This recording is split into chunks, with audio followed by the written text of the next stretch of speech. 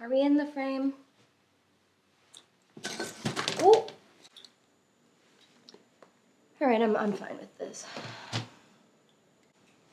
Hey guys, and welcome back to my channel. I'm Sophia, and this is my YouTube channel. Let me just try that again. Hey guys, and welcome back to my channel. I'm Sophia, and this is my YouTube channel. In this video, I'm going to be doing another Q&A, and yes, I'm finally filming it. Thank you guys for asking me the questions. I posted this video right here, and you guys asked me a shit ton of questions. So let's just get right on into it. That was so elaborate. Wow. So I'm basically just reading them off of my laptop. I took my stickers off. I don't know why. I feel like I needed like a clean slate, you know?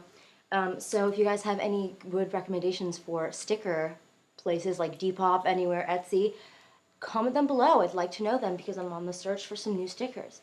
Anyway, I'm just going to be reading some of your questions. I'm definitely not going to be able to get to all of them, so I'm just going to answer some of the ones that I like the best. And I'm not going to say your usernames either because that would be tragic for me reading them. So, yeah. Let me start off with the first question. How did you get so famous? Was it through IG? Yeah, I'm not famous in real life at all. That's so weird to even say that I'm famous. Wow, thank you. No paparazzis are following me. No one's asking for my autograph. No one recognizes me, so I'm definitely not famous. But yeah, I did grow a big following through Instagram, and it really just kind of took off after my Harper's Bazaar interview. And if you haven't already read it, I will link it in the description box below. I did it with Jenna Rosenstein. She is a freaking babe, and I'm really happy with the way it turned out. And yeah, so I'm just going to link it below, and you guys can read it if you want. When did you start your career as a model? Well, I would say my mom is really into photography, so she definitely taught me and my brother all the tricks that we needed to know about taking pictures and looking good in them, I guess. So from a young age, I definitely knew about posing and that kind of thing. But I would say I officially started when I was like 15. And yeah, so I've been doing it ever since. I'm 21 now, so it's been a while. What are your tips for someone who is planning to buy mostly thrifted clothes? Also, I'm a bit of a germaphobe. More tips. Well, I'm really happy that you're going to go to the thrift store. Trust me, you're going to find way better things than you will at the store. My entire outfit today is thrifted. I'll show you. My tried and true Zanadi jeans that I got on Depop. And then a little cashmere cardigan, some boots, and then my hat. It's actually Brixton, but I thrifted it on eBay, so. But back to the question. I think that ultimately, if you're going to be shopping secondhand, you just have to accept the fact that someone else owned it and you don't know who that person is and how they treated their clothes. So you just kind of have to keep that in mind. You can always just get them dry cleaned or wash them before you wear them yourself. When you get them home, just keep them in the bag or whatever, wash them, blah, blah, blah. I guess it's a bit harder to do that with like jackets and that kind of thing because dry cleaning is kind of expensive. Personally, I'm not the biggest germaphobe, but if like there are certain things that I feel like they're really smelly or something like that, I'll definitely get them dry cleaned. But some tips though, if you are starting out, I would say a lot of people kind of underestimate this. Like vintage shopping is not necessarily cheaper than high street shopping. In fact, it's sometimes more expensive. Vintage sweaters and jackets and that kind of thing can be like $500 even. And so it's not necessarily super cheap. So I think it just has to do with where you go. I would say if you're really worried about germs and that kind of thing, try to go to one that's more of like a curated thrift store or something like that, where you know that they have them all dry cleaned before. I used to work at a thrift store, and I know that we used to insist that everything had the dry clean label left on it by the people who brought it in, so we could ensure that it was clean. But yeah, there's a lot of tips circulating the internet. I would just Google those. I'm planning on making a video, but I don't know when that's going to come out, so don't wait on me. Don't hold your breath, because I'm a procrastinator. It's what I do. It's what I'm good at. It's my life. I am so annoying today. Wow, stop. Okay. Okay, so the next question I want to answer, it's I know this sounds really general, but do you have any tips for managing anxiety? And I really wanted to answer this because I suffer from anxiety, and it's not just like moderate things here and there. It's every day of my life. I'm worried about something that I have no control over. And it's really frustrating, and especially at a time when I was depressed at one point. You feel almost like you're super anxious to just help yourself and change something, but then depression kind of gets you where you don't really have the motivation or the ambition to do it, so you just kind of are sitting there worrying but not changing anything. And I just think the stuff that just helps me the most is if there's something you feel like you're worrying about, or you just feel kind of nervous or something like that, just talk about it to someone. I always kind of keep it inside, these feelings. And anxiety is the kind of thing that if you get reassurance from someone, anyone, just I guess to tell you, hey, it's okay to feel this way, but you won't be like this forever, first off. And it's tough right now, but this is maybe what you could do to help it. It helps, I think. Anxiety is a lot in the mind, and for me, I worried a lot about having anxiety, so I would get anxiety over the fact that I was having anxiety, if that makes any sense, and it just make it so much worse. And when I would go into my mom's room and I'd say, hey mama, like I'm just feeling really nervous, and I know I don't know exactly what it's from, but I just feel really nervous and stuff like that. We would try to get some common ground, or just even if she wouldn't respond, just saying, you know what, it's gonna pass, don't worry about it. Just knowing there's someone there in it with you, it really helps. And Instagram, it's really highly critical, but there are some really nice people on there. And there's a lot of really supportive people that are like a team with you. And I think it's really important as well to use a platform, even if it's a small one, to just like build like a small family. Anyway, next question. A lot of people have asked me this question, so here we go. How do you deal with negative feedback or judgmental people and comments? So it does suck knowing that my page is probably one of the main pages on Instagram that gets the most hate. And it does make me a little bit embarrassed, because I'd like to show people in real life my Instagram, and then they look through my comments and they're like, oh my God, I'm so sorry. And I don't want people to feel bad for me. I don't really want people to feel like they have to leave me nice comments because I've got like 500 mean ones. And you don't have to do that, really. I think I've dealt with enough mean criticism and judgment and feedback in my life, in real life, growing up, that some comments on the internet do not affect me as much. And I know that's not for everyone, because sometimes the first sense of bullying you ever get is on the internet. But for me, it wasn't. And I've come to terms with knowing how to carry myself and how to believe in myself outside of the internet, that it's just so easy for me to just close my computer and turn off my phone and just like act like these people don't exist. It really is so much easier for me to do that now.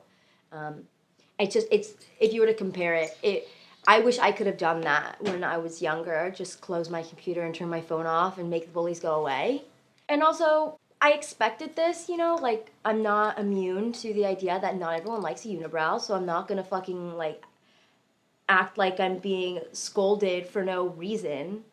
There are people have preferences, and that isn't the issue. It's the issue that people this day and age do not know how to go about disagreeing, whether it be politics, something social, something in terms of like a movement, expressing their thoughts, anything. They don't know how to express their thoughts respectfully. I have so much respect for people who are kind about their disagreement with me than people who think that they can intimidate me into changing. How did you grow such a big following? I had a decent following before my unibrow was super pronounced. I think you just put out good content. I see a lot of pages on Instagram and they're like, follow for follow, like shout out, blah, blah, blah. And I look at their page and I'm like, why would someone follow you? You put really crap pictures up. you know? And I can tell you didn't even put that much effort into them. You kind of, I mean, I study marketing, and I would have never thought this would have had anything to do with Instagram, but if you want someone to follow you, to like buy your product, to listen to your story, you have to offer them something, whether that be something that's going to inspire them, you know, cool quotes, or something that's going to like interest them, maybe like really cool scenic pictures, you know, even stuff you found online, you know, something that's just going to make them want to revisit your page, whether that be just like saving funny memes, or just being really kind, or having like a cool kind of aesthetic, you know. You want to just focus on having quality content, I think. And I get really frustrated when I feel like my page looks like shit. And I know a lot of people do. And you can easily change that. And I love the new archive feature on Instagram. That is like awesome, because I hate deleting pictures and their comments as well and their captions, because I just feel like that was a memory. But the fact that I can archive it and people won't see it, but I can still see it, is awesome. Hi, gorgeous. What are you majoring at uni? I'm majoring in marketing, so I'm at a business school. I basically just decided I don't need to study fashion to work in the fashion industry. I can go about it in a more general way. Does it bother you that you only get recognized because of your eyebrows? I do get recognized only for my eyebrows, but then I'm like, you know, I don't. Because I still get followers, and people still like message me, and they're like super supportive, and they love my outfits. And I've never wanted my eyebrows to be the defining factor on who I am and what my brand is, even though they are. I'm just saying, I've never wanted that. So I do try to, although it doesn't look like it right now, I do try to switch it up to from like fashion to pictures of my face. But yeah, people do really recognize me for my eyebrows, and I think that's cool. I think that's really awesome to have that one feature that is kind of like super special on you. I think a lot of people have those features as well, and I love seeing people who really like take advantage of that, like freckles or bangs, or really cool cheekbones or nice lips, you know, or like a really nice strong nose and that kind of thing. I think it's really cool. How did you finally love yourself the way you are? Um, I don't. I don't want to sit here and say, this is how I loved myself, and that was in the past, you know. I don't hate myself anymore. Only love. That's not how it goes.